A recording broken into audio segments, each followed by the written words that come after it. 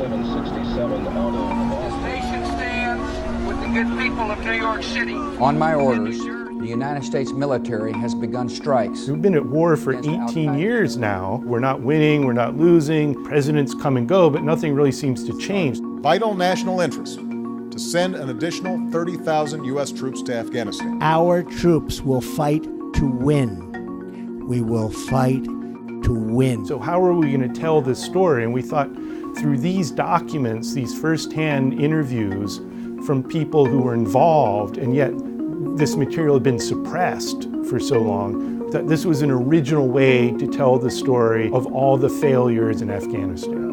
We're basically fighting the wrong way. We just let the Afghans rip us off because we didn't know how the story was going to end. We are not really here to win.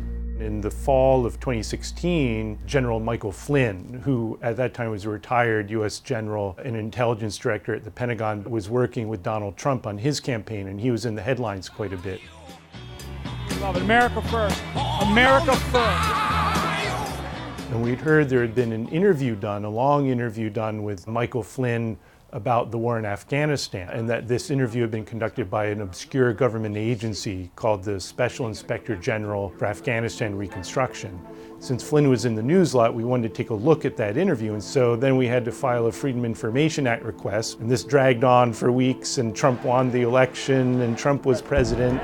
Now Flynn was his national security advisor in the White House. Good afternoon, everyone.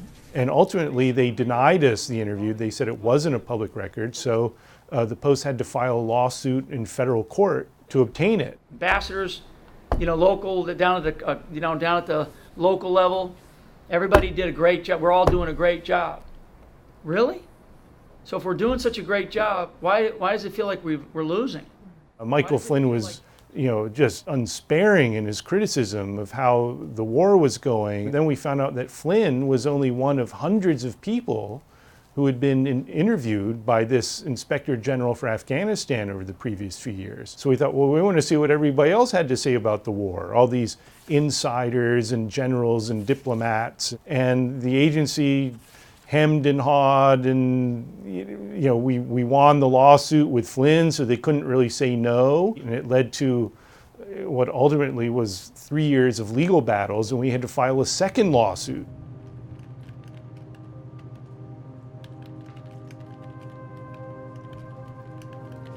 We didn't start getting more of them really till 2018. There were hundreds of these. This is what we were told, over 400 of these interviews. And the more we got, the more we realized that the patterns here of what all these people said really added up to a real indictment of how the war was fought and the policies behind it and how misguided they were. Separately, as a batch of documents, we managed to obtain hundreds of memos that Donald Rumsfeld wrote when he was the defense secretary in the Pentagon. It was the National Security Archive at George Washington University that originally obtained them. So the Special Inspector General for Afghanistan Reconstruction, it's a mouthful. They go by the acronym SIGAR, S-I-G-A-R. They were created by Congress in 2008 to investigate fraud and abuse in the war zone. These documents that we obtained were really for a special side project that they called Lessons Learned, that they wanted to depart from their usual mission and they wanted to take a look at the policy failures behind the war. This started in 2014, they decided to do this, and the purpose at that point was they thought the war was winding down. And by the end of next year, our war in Afghanistan will be over. It's all ready for record. University, and I did a lot for years in Afghanistan, so I was quite well known. If you're going to use a quote from me, could you run it by me? But little did they know, the war was going to keep dragging on. In a way, these interviews are incredibly timely. There are people looking back at what went wrong, but they're still talking to the problems that exist now that still haven't been resolved, and why the war is still going on, and why the United States can't get out of it. Well, I told my editors, I said, these documents are something that first haven't seen the light of day. They were supposed to be using these interviews to publish their own report. So SIGAR, starting in 2017, started publishing some reports every once in a while, but there are these big, thick, doorstop government reports with a lot of charts and numbers, and only a few quotes from the interviews they did. Now, the goal of today's report is to help U.S., Afghan, and other coalition policymakers and agencies as they prepare for that daunting task of assisting with the reintegration of a The Inspector General himself, a guy named John Sopko, at one point I went to meet with him to tell him why I thought this information should be public, and we've already filed Freedom of Information Act requests. What's the problem? This is noteworthy, this is newsworthy, the public should know about this. And he agreed. Even this guy who's the head of this agency who's resisting giving us the documents, he says that the documents show the American people were lied to.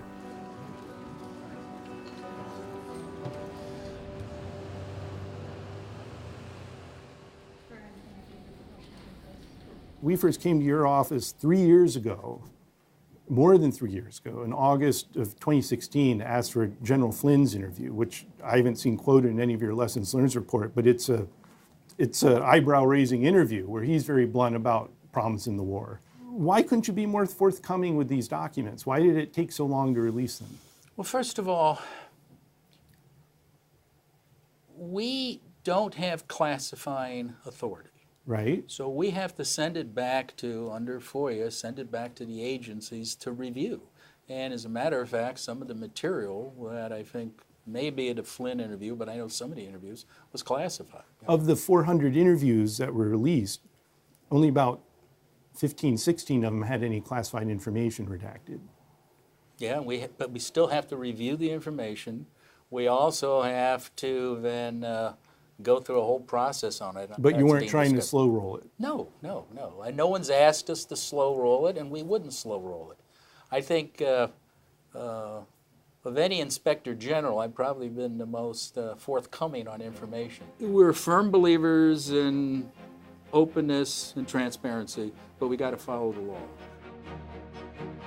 There's a clear pattern that what was said in private in these interviews contrasted so greatly with what U.S. officials, presidents, members of Congress, military commanders, what they had been saying in public over 18 years. Usually the talking points were all pretty similar. They would say the war is a tough place. Conditions that are very trying. It was a tough year. Afghanistan, there's still fighting going on. Increase in Taliban violence. A higher level of violence. But we're making progress. Progress. Significant progress. You know, we're going in the right direction. We are on the right road. In the right direction. And our strategy is sound. I think it's important to understand that we do have a strategy that's quite broad. That our strategy is succeeding. And they would give a very detailed case for why the American people should keep having to fight this war halfway around the world.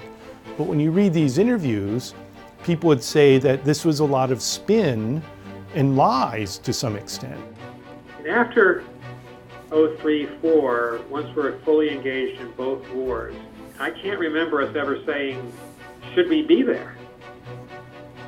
Are we being useful? Are we succeeding? There were people in the White House who were giving interviews saying very explicitly that statistics or figures about the war that were indicators of who was winning and losing or how things were going were being twisted around or manipulated or almost made up. As intelligence makes its way up higher, it gets consolidated and it gets really, really watered down. One of the most sobering things to read for me was just how many people involved in the war were very blunt and candid that the strategy, the war strategy under Obama and Bush and Trump, they all said it was worthless.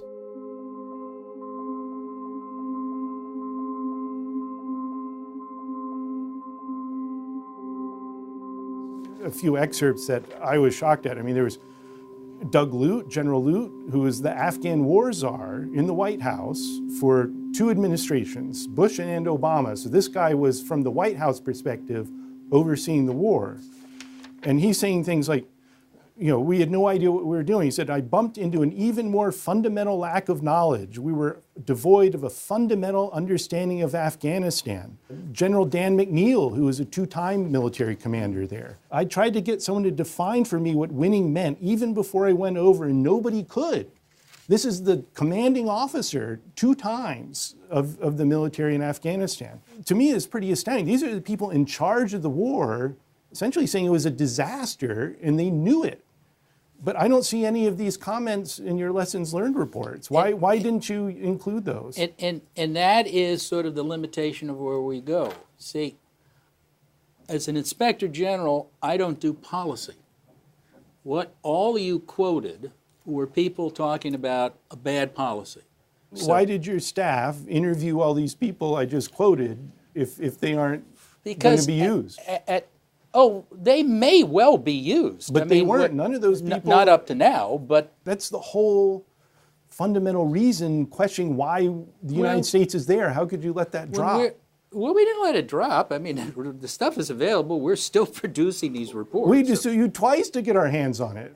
I don't know if quoting General Lutz saying that we screwed up or we didn't have the plan would be any more useful than the audits and investigations and other reports that we have, which make the same point. You don't think that would be more useful to have the White House war czar, who admitted they had no idea what we were doing in Afghanistan, and you don't think that'd be useful to tell that to the public? In my humble opinion, no. When you talk about the very basics of why we were there, and what they were trying to accomplish. These people who are in charge of the war, military commanders, ambassadors, people at the White House, they were very plain and blunt spoken about this to say, we didn't have a strategy. We didn't even know who the enemy was. Who were we there to fight?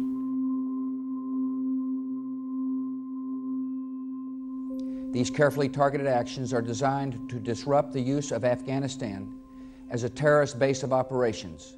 Well, originally, President Bush decided to start bombing Afghanistan because Osama bin Laden, he was in Afghanistan. So it seemed straightforward at the time. Well, we have to go to Afghanistan because we have to retaliate against al-Qaeda. But in pretty short order, within several months, there weren't many al-Qaeda left in Afghanistan. So then the war shifted, and then it became blurrier. Who were we fighting? Who was the enemy? Was it just al-Qaeda? Was it the Taliban? Well, yeah, we were fighting the Taliban, but we didn't even have a good sense of who the Taliban were or why we were fighting them.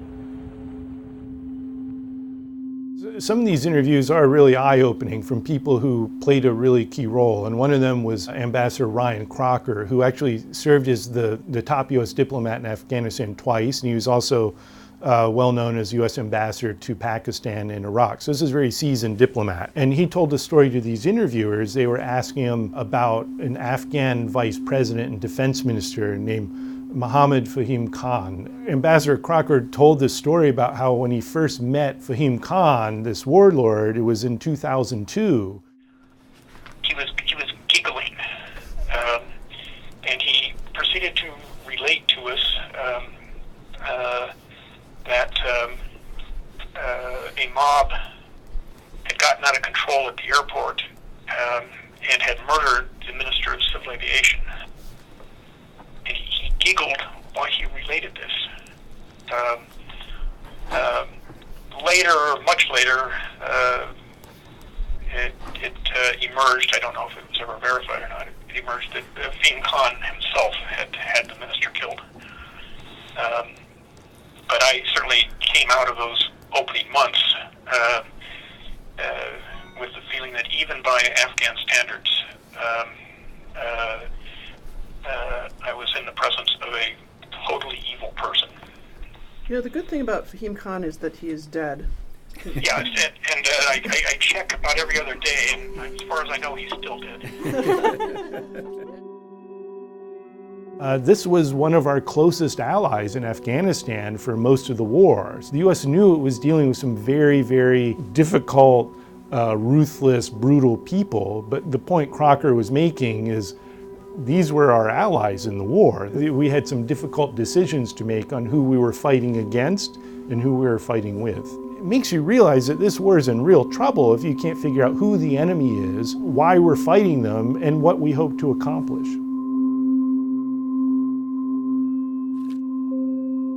Now, what they've done is they've blacked out the names of probably 90% of the people they've interviewed. They also redacted some material that they said was classified. They redacted a lot of material that they just said the public has no right to know. Now, you mentioned about there's some people whose names you couldn't divulge. Yeah. Your staff has made the argument that they're whistleblowers. Do you see these people, these 400-some people, as whistleblowers? When somebody comes to you with information that could be derogatory to their current job, their former job, their colleagues, we treat that information carefully. But they didn't come to you, you went to them. Well, we went to them, whatever. Just like a Washington Post reporter will go to somebody and somebody will say, I'll talk to you, but I don't want the information revealed. But you're not a Washington Post reporter, you're an inspector general, but right? I'm under the same restrictions about not divulging sensitive information. You may have a different objective. You want to have the name out there, you can talk to them, and that's okay. That's your job. But my job and my people's job was to try to get the information, to try to come up with best practices, with lessons learned. And if the person said, I'm not going to talk to you if you quote me, well, okay, we'll take the information anyway, because this is a different type of report than our the Post really believes very strongly that the public has a right to know who said these things about Afghanistan. That if these people are saying that the Afghan war was screwed up, that the United States didn't know what it was doing in Afghanistan, that this was a waste of money, a waste of lives that has gone on for 18 years, those are very damning comments from people who are involved in the war. And the public has a right to know who's saying these things. And they went to great lengths to hide this material from the public. There's lack of courage. The administration simply wasn't being held to account for what was going on in Afghanistan. There was very little high-level attention. But, we just did so many things that weren't thought out systematically that ultimately doomed our mission in Afghanistan.